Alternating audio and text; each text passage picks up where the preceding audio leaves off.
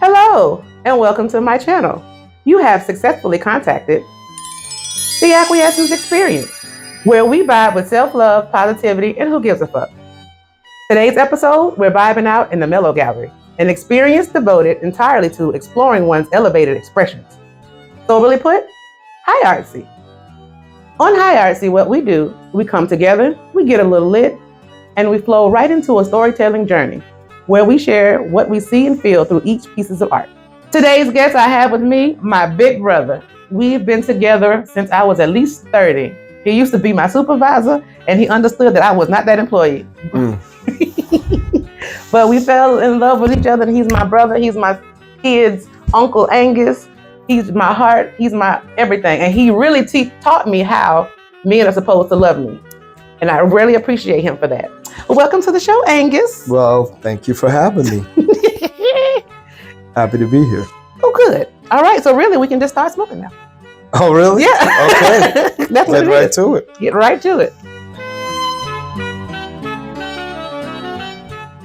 It's not that hard to do, though. You can go get a can yourself from like any of these head shops, smoke shops. That's a headshots. What is that? Head shots. That's what we used to call them in the 90s, late 80s. They had weed Head stuff? shops would be like where you could go get like a pipes and stuff like that, or like, you know, kind of like you go to Starship now and you got all the little areas. Headshots. Head shops. Head shops. Why is it a head shop? Because they used to, well, we used to, you know, the white boys use, those used to be called like heads.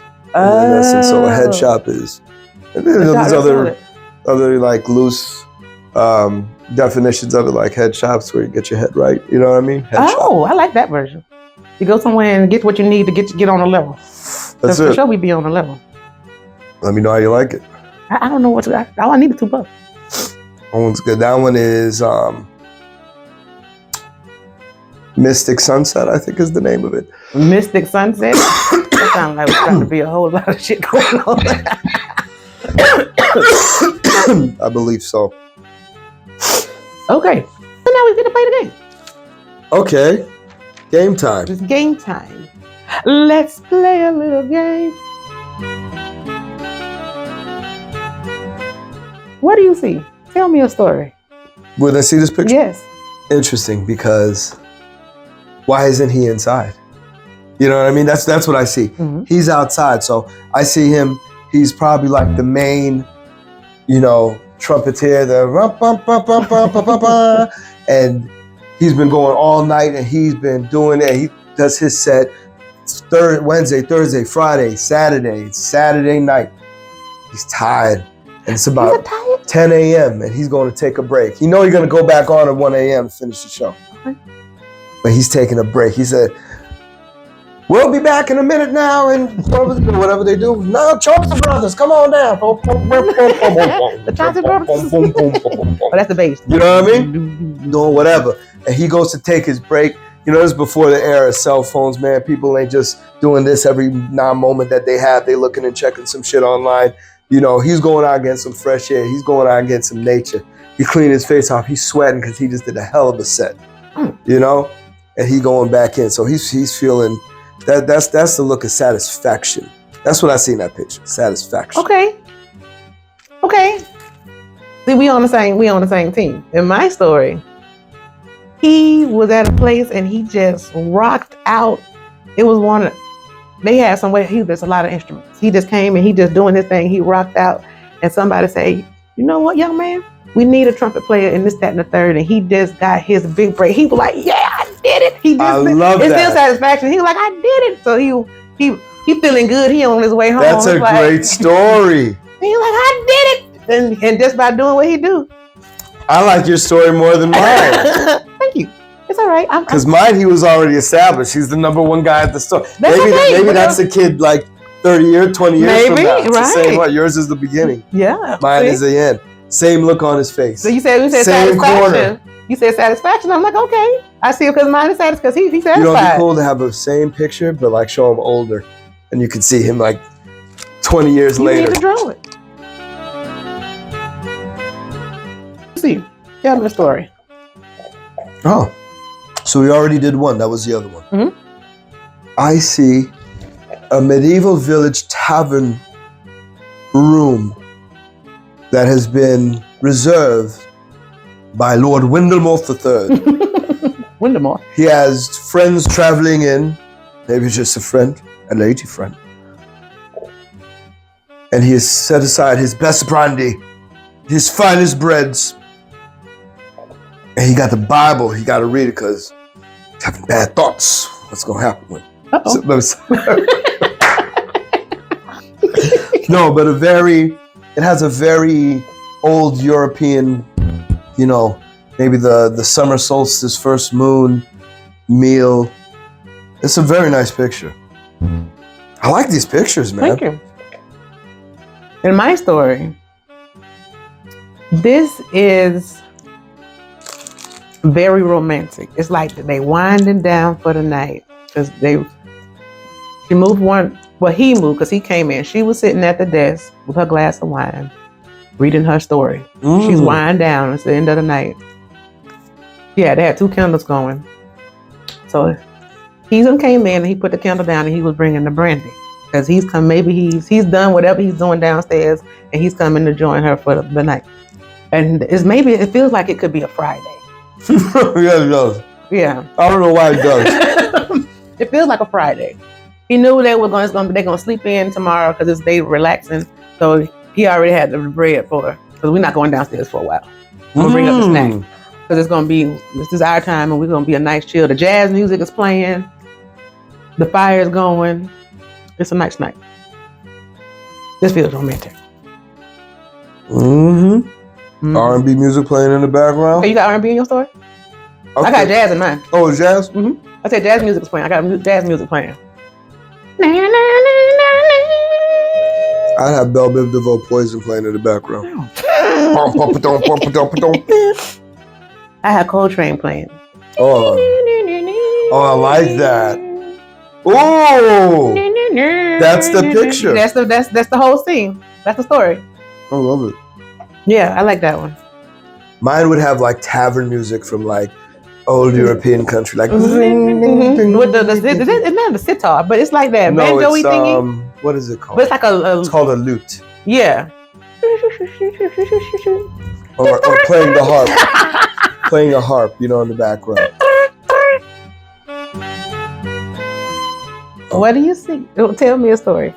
Well, what I see here is a little girl in maybe, somewhere in London, somewhere in England, or possibly even in France, or somewhere in the Caribbean or Africa, who is at a Catholic school, and her parents are giving everything to make sure they put her in this school to be as successful as she can be, maybe hopefully be a doctor, the third world dream. One of your kids becomes a doctor.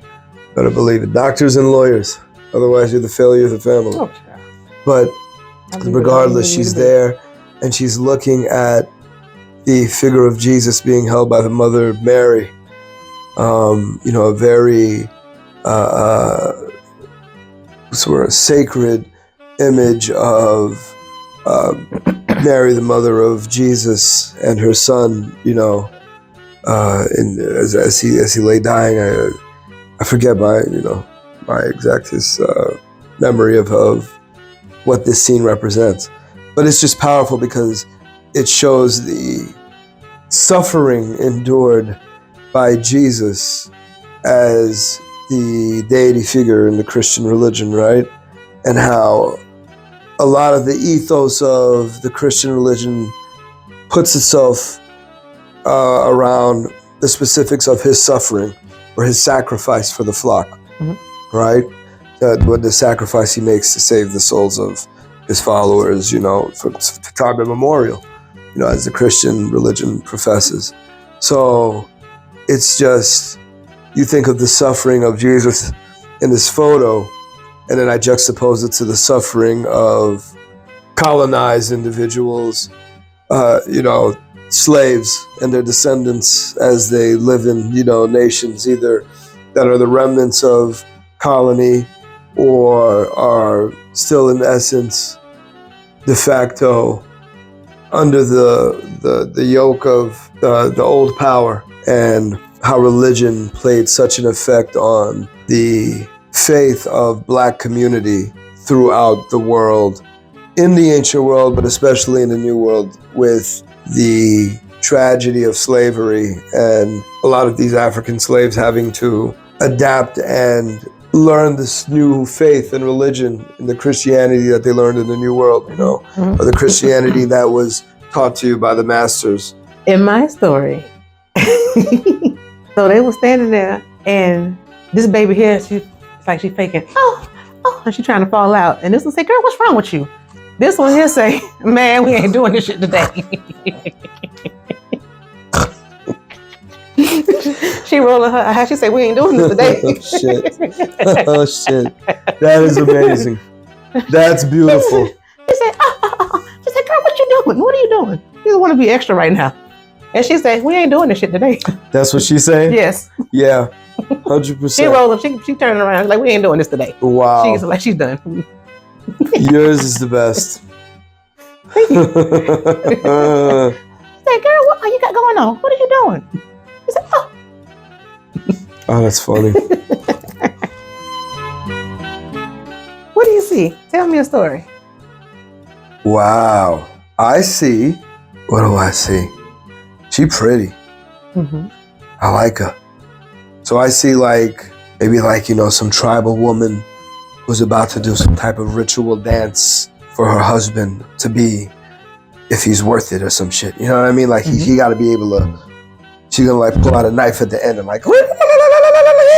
throw that shit at that nigga, he got to catch it. Like, oh, I like you, whatever. And then she's all right. She looks like she is not about no bullshit. And she's about to get ready to do some kind of, and she's like, like maybe a village elder. She's about to do the tribal dance before the fucking warriors got to go out or some shit. You know what I mean? I don't know. Let me stop with the thing. She's holding it, right? But that's what I see. Okay. Okay. In my story, what I see, she feels good. She's relaxed and she's confident. Right. He's looking at her. She knows he's looking at her, but he's gonna have to come over here. So she continues to do what she look off. He might be like right up in here, looking at her, and she know, but she's doing this because she got things she got to do.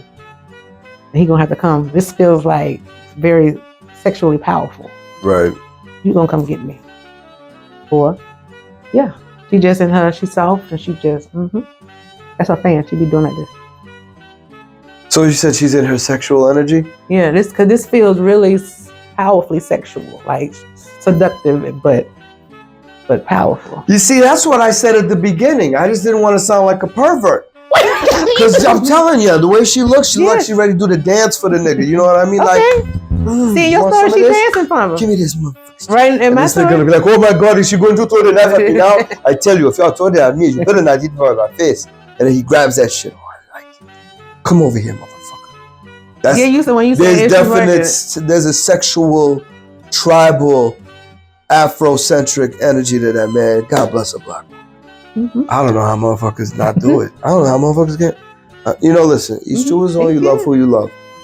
Not like a beautiful black woman. But yeah, she's like. She's beautiful. Sorry, sorry, I'm getting carried away.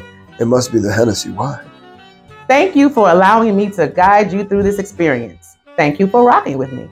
Thank you for making it to the end of this video. Remember, you're the most important person in your life. Make sure you love yourself a little extra today. Until next time, peace. Bye-bye.